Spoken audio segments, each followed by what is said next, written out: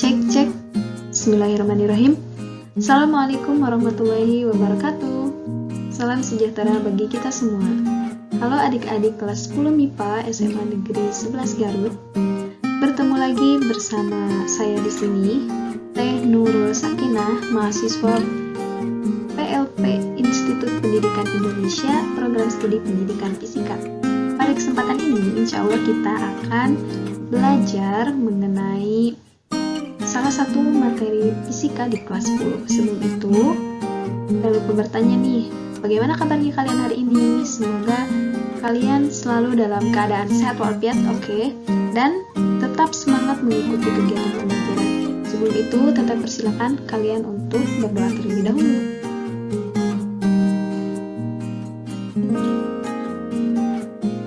Oke, berdoa selesai ya. Pada kesempatan ini kita akan belajar mengenai materi fisika di kelas 10. Apa itu? Coba kalian perhatikan, di sini ada sebuah foto, di mana foto ini menunjukkan ada seorang atlet laki-laki yang sedang melakukan kegiatan bermain bulu tangkis.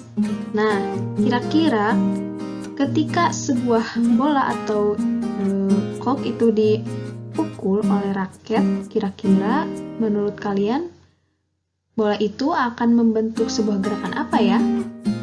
Tentu saja gerakan bola itu akan menjadi gerak parabola. Kira-kira. Oke adik-adik, jadi sebelum kita mengetahui apa itu gerak parabola, mari kita lihat dulu apa sih yang dipelajarinya. Yang pertama, ada bagaimana gerak parabola itu terjadi. Yang kedua, persamaan posisi dan kecepatan pada gerak parabola. Dan yang ketiga, menentukan tinggi maksimal dan jarak terjauh. Bagaimana? Kalian sudah siap? Kalian sudah ready? Oke, kita lanjut saja. Nah, yang pertama, kita akan membahas mengenai definisi gerak parabola. Oke, apa sih yang dimaksud dengan gerak parabola?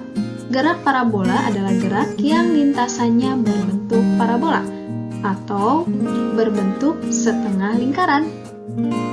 Nah, coba kalian perhatikan. Kalian pasti dulu pernah bermain game ini. Nah, ketika para burung Angry Bird ini, mereka terbang menggunakan ketapel. Nah, prinsip dari game ini menggunakan prinsip gerak dari parabola.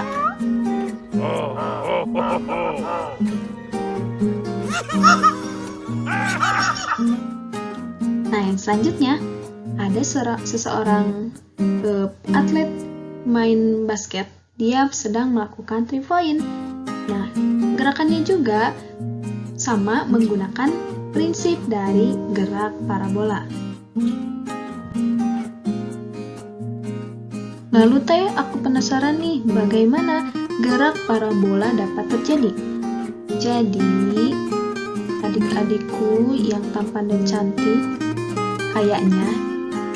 Jadi, gerak parabola itu dapat terjadi karena adanya perpaduan antara gerak lurus berubah beraturan atau GLB dan gerak lurus berubah beraturan atau GLBB. Loh, kok bisa GLB dan GLBB Teh? Apakah mereka emang sudah janjian sejak mereka terlahir untuk selalu bersama? Tentu saja bukan.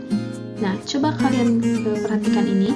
Nah, kita tahu bahwa di sumbu X dan di sumbu Y itu, di suatu koordinat sumbu X dan sumbu Y, nah, misalkan di sini ada kecepatan. Nah, karena dia ada di sumbu X, karena dia berada di antara sumbu X dan di sumbu Y, maka tentu saja bisa kita proyeksikan, betul ya? Nah, maka di sumbu X itu diketahui bahwa akan menjadi V0X. Begitupun dengan di sumbu Y, kita akan ketahui bahwa akan menjadi V0Y. Nah, pada sumbu X ini akan berlaku persamaan gerak lurus beraturan atau GLB. Loh, kenapa harus di sumbu X Teh? Karena kecepatan pada sumbu X akan selalu konstan atau tetap di setiap titik. Kalian ingat ya. Nah, bagaimana kalau di sumbu Y? Pada sumbu Y ini berlaku persamaan Gerakus berubah beraturan atau GLBB. Nah, di GLBB ini kecepatannya tidak konstan dong. Kenapa? Kecepatan pada sumbu Y tidak konstan karena kecepatan pada sumbu Y selalu berubah dipengaruhi oleh percepatan gravitasi atau karena melawan bumi. Oke, kita lanjut lagi.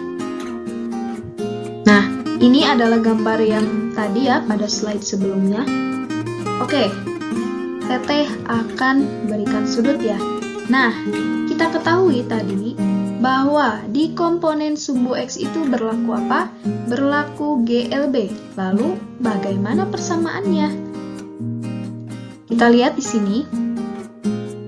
Untuk persamaan kecepatan, karena kecepatan itu konstan, ingat ya, konstan, bukan kontan ya, konstan, maka Vx-nya itu adalah V0x, di mana Vx ini adalah kecepatan pada sumbu X. Lalu, Vx ini sama dengan V0x sama dengan V0 cos theta, di mana keadaannya selalu konstan atau tetap. Loh, kok di sini bisa ini ya Teh, bisa apa? Bisa cos. Karena kalian ingat, cos itu dia selalu menghimpit sudut. Maka di setiap titik itu akan tetap. Jadi meskipun ada yang bertanya, kalau misalkan di titik sekian itu dia akan berapa? Ya, tetap saja sama. Semuanya kecepatannya itu akan sama. Oke? Bagaimana dengan posisinya? Nah, posisi ini ada di sumbu X ya. Maka V0x dikali T sama dengan V0 cos theta dikali T. Jadi, kalian tinggal X-nya aja ganti dengan V0 cos theta. Jadi hasilnya V0 cos theta dikali T. Nah, lalu bagaimana Teh komponen di sumbu Y? Nah, komponen di sumbu Y ini kita tahu dia berlaku apa? GLBB. Nah, kita tahu bahwa kecepatan di sumbu Y itu adalah V0 ditambah A dikali T. Maka kita rubah saja. V ini menjadi VY sama dengan, karena V0 ini ada di sumbu Y, maka menjadi V0Y dikurangi GT. Kenapa ini bisa menjadi GT Teh? Karena dia melawan arah gravitasi, karena percepatan di GLBB itu arahnya selalu kemana? Selalu ke atas. Selanjutnya, kalau untuk posisinya gimana? Kalau untuk posisi, lihat, rumusnya itu seperti ini. Y sama dengan V0 dikali T ditambah setengah AT kuadrat.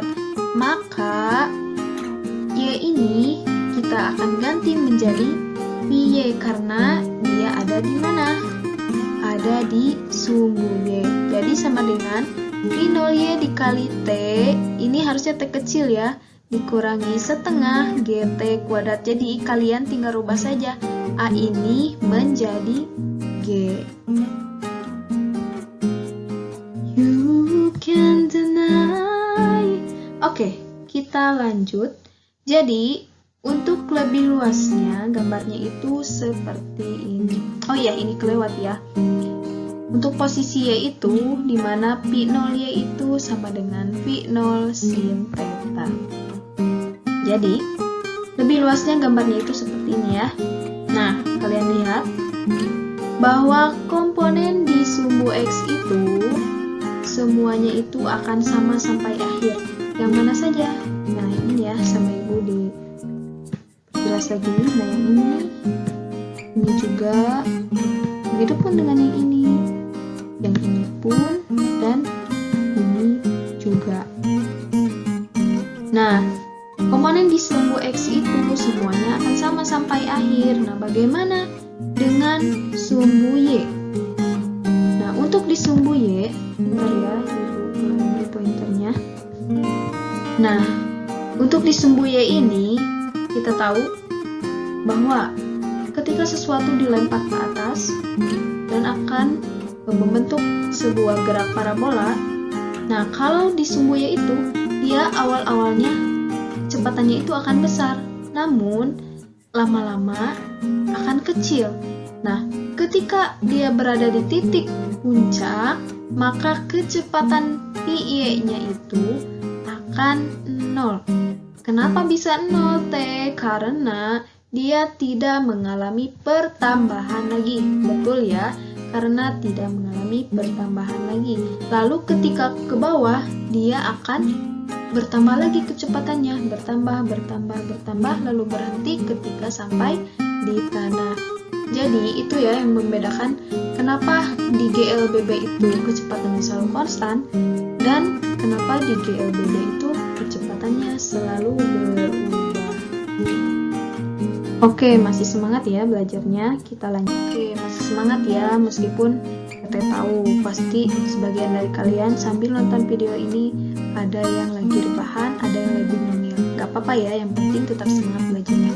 Oke, bagaimana persamaan posisi dan kecepatan pada gerak parabola?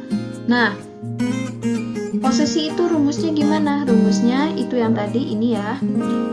Nah, jadi tinggal kita gabungkan saja bahwa posisi, kalian tahu ya di vektor, posisi itu adalah R sama dengan XI ditambah YJ, di mana XI dan YJ ini adalah komponen vektor posisi di sumbu X dan di sumbu Y. Jadi tinggal kalian gabungkan saja. Nah, jadi hasilnya akan seperti ini. V0 cos theta dikali T, tinggal tambahkan saja komponen I di depannya, ditambah V0Y dikali T, ini T kecil ya harusnya, dikurangi setengah GT kuadrat, lalu ditambahkan komponen J. Nah, untuk kecepatannya bagaimana? Untuk kecepatan juga sama saja, tinggal kalian gabung saja seperti tadi yang ini ya. Jadi, nah, vektor kecepatan di V yaitu sama saja, Vxi ditambah Vyj. Jadi, tinggal kalian masukkan saja rumusnya, terus kalian gabung beri komponen I. Ini harusnya tambah ya. Maaf ya. Harusnya ini Anda plus. Nah, terus V0Y dikurangi GT. Terakhir kita tambahkan komponen J. Nah, agar kalian lebih paham, kita akan masuk ke contoh soal. Kita akan bacanya kilat ya. Bila bola dilemparkan dari puncak gedung bertingkat setinggi 40 meter, kecepatan awal dan sudut elevasi bola berturut-turut 20 meter per sekon dan 37 derajat. Tentukan posisi bola setelah bergerak selama 1 sekon, di mana sin 37 adalah 0,6 dan sin cos 37 adalah 0,8. Oke, ini soalnya. Sebelum itu, karena ada soal, mari kita tuntaskan, mari kita selesaikan.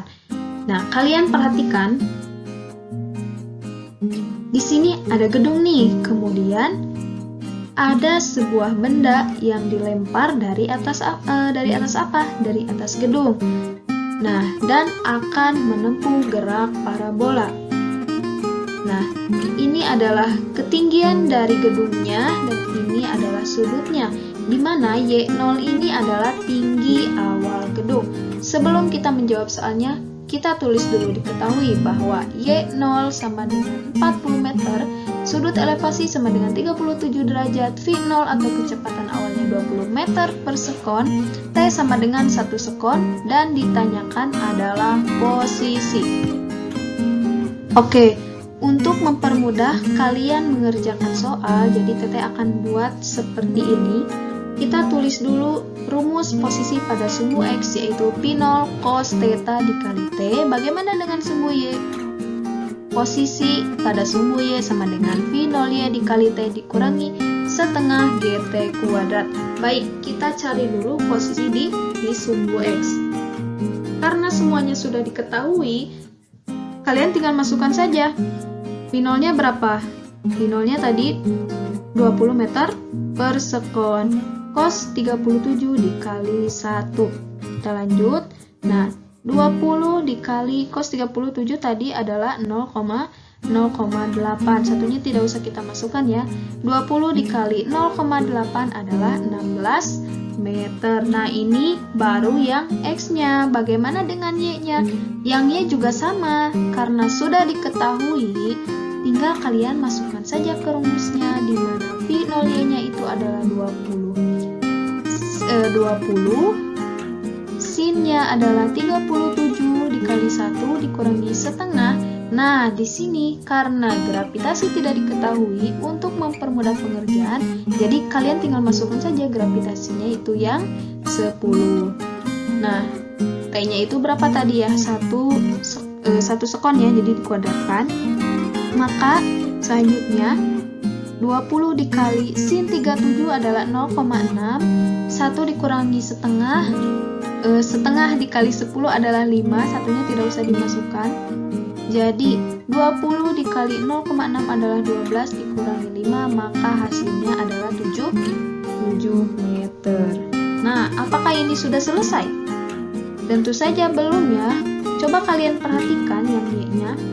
Bola itu dilempar dari mana? Apakah dari tanah atau dari atas gedung? Kita lihat di soal bahwa bola itu dilemparkan dari puncak gedung.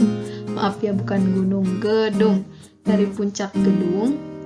Jadi tinggal kita masukkan saja yang Y0-nya ini, yang 40 meternya. Jadi karena Y dilempar bukan dari asal atau tanah tetapi dari atas gedung, maka Y1 sama dengan Y0 ditambah Y. Kenapa ini Y1? Ini Y1 itu merupakan titik di mana bola dilempar. Jadi tinggal 40 meter ditambah 7 meter sama dengan 47 meter. Maka setelah semuanya sudah selesai pengerjaannya, kita bisa membuat posisi atau vektor posisinya itu dalam bentuk vektor. Rumusnya apa tadi? Yaitu komponen pada sumbu X, komponen vektor pada sumbu X dijumlahkan dengan komponen vektor pada sumbu Y, sehingga hasilnya adalah 16I ditambah 47J, dimana biasanya untuk penulisan pada titik koordinat biasanya ditulis seperti ini, 16M,47M. Sudah selesai ya. Oke, nanti kalian boleh coba-coba sendiri ya pada soal yang lain. Oke, lanjut ke pembahasan yang selanjutnya. Sebelum itu, kalau yang haus silahkan minum dulu, yang lapar boleh sambil makan, tapi yang rebahan jangan sampai tertidur. Selanjutnya kita akan membahas mengenai menentukan titik maksimum dan jarak terjauh pada gerak parabola. Nah, pada titik maksimum ada pertanyaan nih, apa syarat benda dapat mencapai titik maksimum? Nah, kalian lihat bahwa sudah diketahui di sini ada titik puncak. Maksudnya gimana? Maksudnya adalah komponen kecepatan di sumbu Y itu dipengaruhi oleh gravitasi. Maka syarat benda mencapai titik maksimum atau tertinggi adalah Pi sama dengan 0. Jadi karena dia berada di sumbu Y, maka Y-nya itu harus apa? Harus 0 atau jadi kalau sudah begitu kita tinggal masukkan aja ya ke rumus ini. Nah, ke rumus kecepatan. Pi-nya itu tinggal kita ganti saja dengan 0. 0 V0 sama dengan VY0 dikurangi GT. Nah, kalau sudah seperti ini, maka GT ini bisa kita pindah ruaskan dong ke sebelah kiri, betul? Nah, jadi hasilnya adalah GT sama dengan VY0 dengan VY0 tadi apa? V0 sin theta. Dan inilah terlahir rumus ini, di mana rumus ini digunakan untuk mencari ketika benda mencapai titik tertingginya. Oke, kita lanjut ke menentukan titik koordinat di sumbu X dan Y di titik maksimum. Nah, ini adalah rumus dari T di titik maksimumnya. Lalu, bagaimana menentukan titik koordinat di sumbu X dan di sumbu Y? Kita lihat bahwa rumus T pada sumbu X ini seperti ini ya, rumus posisinya X sama dengan V0 cos theta dikali T. Nah, T yang ini tinggal kita masukkan saja ke sini. Jadi, X tertinggi sama dengan V0 cos theta, T yang ini masukkan ke T yang ini, jadi V0 sin T sin dikali T dikali theta per G. Loh, kenapa T yang ini tulisannya sama yang ini dimerahkan? Karena kita tahu ya bahwa di trigonometri, ingat ya, bahwa sin 2 theta sama dengan 2 sin theta dikali cos theta. Jadi sinnya kita kebawahkan, sehingga 2 theta per 2 adalah sin theta cos theta. Maka ini adalah koordinat X di titik maksimal. V0 dikali V0 adalah V0 kuadrat. Cos theta dikali sin theta itu hasilnya adalah sin 2 theta. Nah, jadi hasilnya adalah X di titik tertinggi itu adalah V0 kuadrat sin 2 theta per 2G. Nah, bagaimana T di sumbu Y? Nah, untuk di sumbu Y, posisinya itu adalah V0Y dikali T dikurangi setengah GT kuadrat. Rumusnya ini ya. Dimana dengan V0Y adalah V0 sin theta. Ingat ya. Nah, ini juga sama, jadi tinggal masukkan saja T-nya. Nah, jadi Y tertinggi sama dengan V0 sin theta. T-nya dimasukkan ke sini, yang ini. Per G dikurangi setengah G, V0 sin ke T dikali theta per G dikuadratkan. Nah, lalu hasilnya akan seperti ini. Y tertinggi sama dengan V0 kuadrat sin kuadrat theta per G kurangi V0 kuadrat sin kuadrat theta. Jadi, tinggal kalian kalikan saja sama seperti ini. V0 kali V0 adalah V0 kuadrat, sin theta dikali sin theta adalah sin kuadrat theta per G. Nah, yang ini, kalau G-nya ini kan bisa dicoret, tapi kalau kalian ingin mencoret G ini dengan yang ini, jadi G ini tinggal harus kalian kuadratkan. Nah, kalau sudah dikuadratkan, kan salah satu bisa dicoret. Jadi, tinggal sisanya apa? G dengan 2. Jadi kalau misalkan seperti ini ya, ini teteh.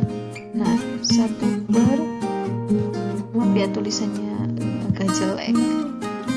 Kalau dijelaskan itu jadi seperti ini ya. Nah, jadi ini kita buat per 1 aja. Nah,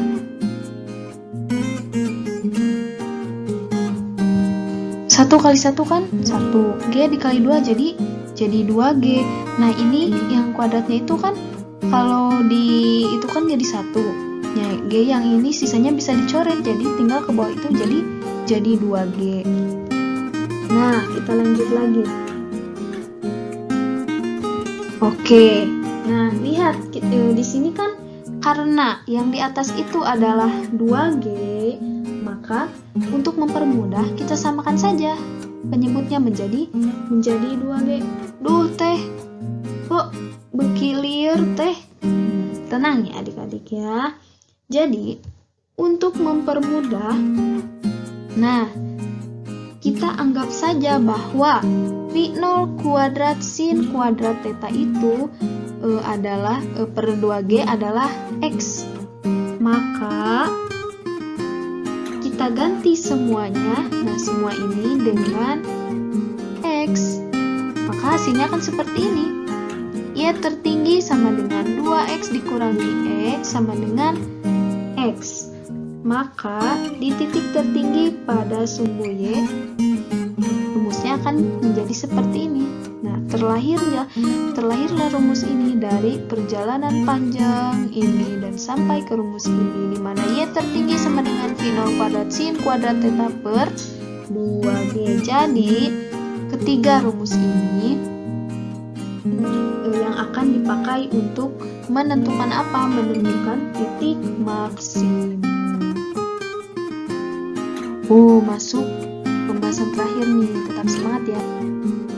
Yang terakhir yaitu menentukan jarak terjauh. Pada hari apa ku tercapai kemana?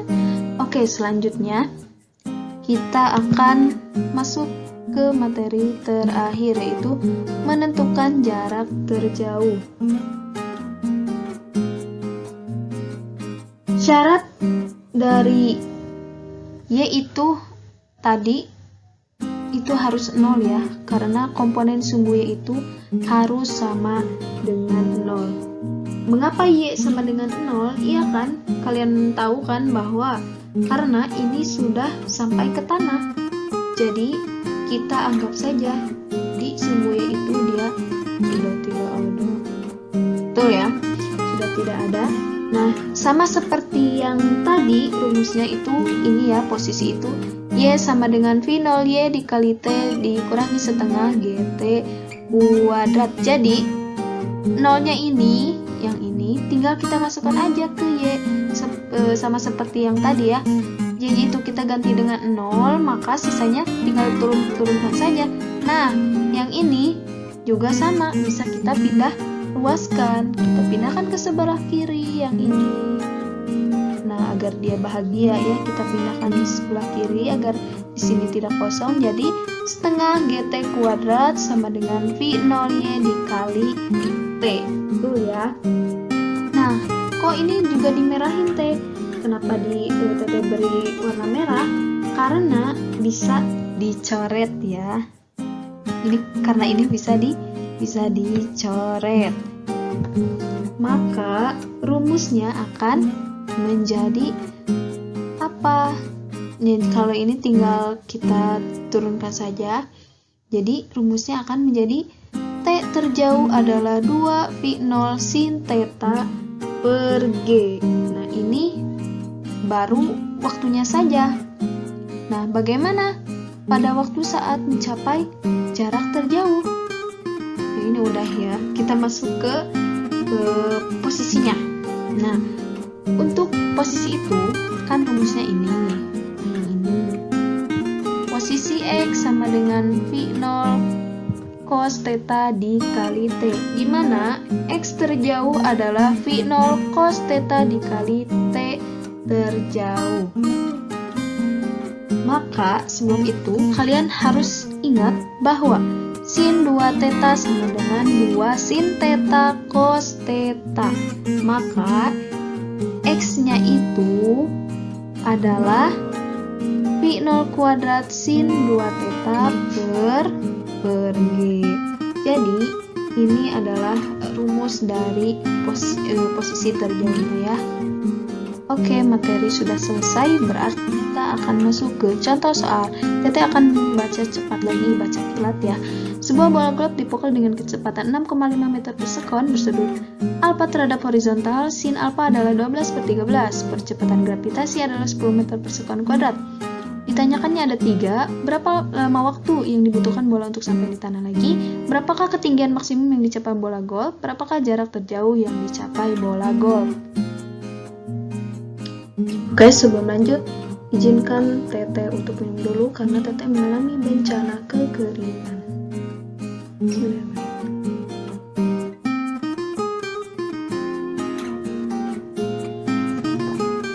Alhamdulillah, udah ya. Sekarang kita kembali lagi ke laptop. Di sini diketahui bahwa V0 sama dengan 6,5 meter per sekon, percepatan gravitasi adalah 10 meter per sekon kuadrat, dan sin alfa sama dengan 12 per 13. Karena ada soal, mari kita selesaikan, mari kita tuntaskan satu per satu. Oke, bagaimana cara menyelesaikannya teh? Gampang banget ya. Kalau begitu, mari kita masuk ke pertanyaan yang pertama, yaitu waktu bola golf sampai ke tanah. Berarti di sini kita akan mencari waktu titik terjauhnya, betul ya? Nah, ini untuk rumusnya, di mana T terjauh adalah 2V0 sin alfa per G. Ini mudah banget ya, tinggal kalian masukkan aja karena semuanya sudah diketahui. Nah, lanjut. T terjauh. V0 nya itu berapa tadi? Di soal 6,5 meter per sekon. Tinggal kita masukkan aja. Untuk sin alfanya 12 per 13, G nya adalah 10. Nah, kita selesaikan. Nah, yang ini 2 dikali 6,5 itu kan 13. Jadi tinggal kalian coret aja yang ini dengan yang ini. Nah, tinggal kalian coret aja yang ini dengan yang ini. Jadi sisanya adalah 12 per 10. Jadi hasilnya adalah 1,2 sekon. Nah, yang B-nya gimana? Nah, yang B adalah mencari ketinggian maksimum, dan ini adalah rumusnya, Y tertinggi sama dengan V0 kuadrat sin kuadrat theta per 2G. Ini juga sama caranya seperti yang ini, tinggal kalian masukkan aja ke rumusnya, di mana Y tertinggi sama dengan 6,5 dikuadratkan dalam kurung 12 per 13, ini adalah sinnya, per 2 dikali 10. Nah, jadi akan seperti ini ya. Nah, ini kan 13 itu 2 dikali 6,5 ya. Betul ya? Jadi kita tinggal coret aja yang 6,5-nya. Nah, yang 6,5-nya ini untuk mempermudah ya. Jadi 6,5-nya tinggal kita coret aja. Lalu kan di sini sisa 2 ya. Ya, jadi tinggal kuadratkan aja. 12 dikuadratkan adalah 144, 2 dikuadratkan adalah 4. Maaf ya. Ini lidahnya disoledat. Adalah 4, 2 kali 10 adalah 20. Jadi hasilnya adalah Y tertingginya adalah 1,8 meter. Betul ya? Nah, kita akan masuk ke pertanyaan terakhir, yaitu jarak terjauh, dan ini adalah rumusnya, X terjauh sama dengan V0 kuadrat sin 2 theta per G. Sebelum itu, kalian ingat, jadi sin 2 theta ini harus kita ganti dengan 2 sin theta. Betul ya, masih ingat ya yang tadi? Jadi kita bisa masukkan, tapi sin theta di sini sudah diketahui ya bahwa berapa? 12 per 13, karena di sini ada cos, sedangkan di pertanyaan itu cos itu tidak ada, maka kita itu harus mencari dulu apanya? Cosnya ya, betul?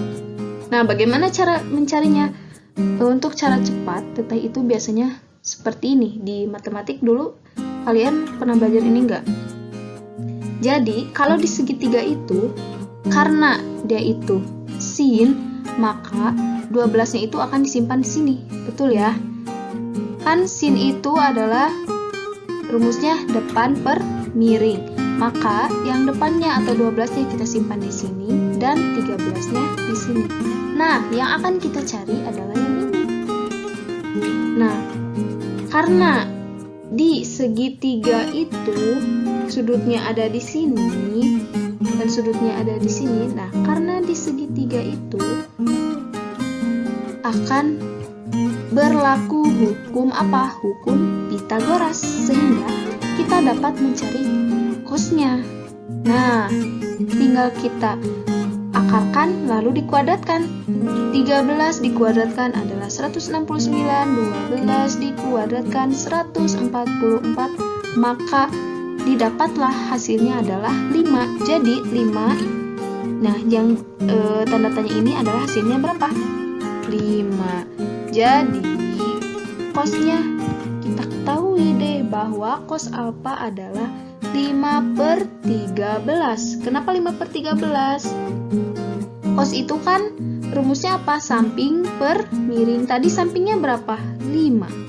Miringnya adalah 13, maka 5/13. Oke, kalau begitu. Nah, karena cos dan alfanya sudah diketahui, jadi kita bisa masukkan dong ke rumusnya.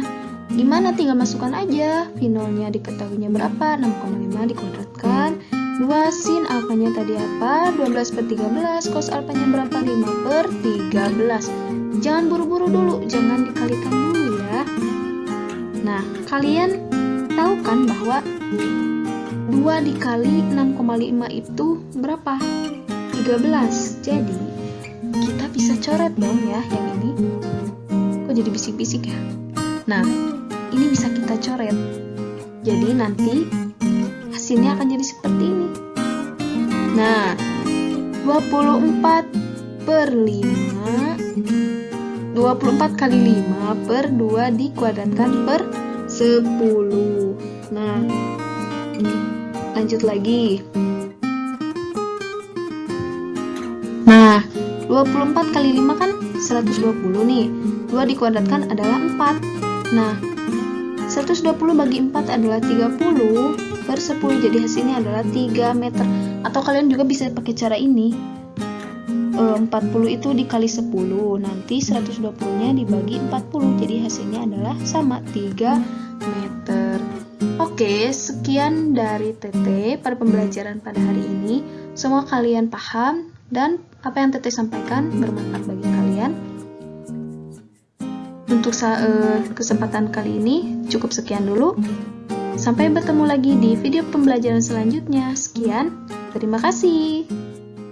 Terima kasih. See you in my next video.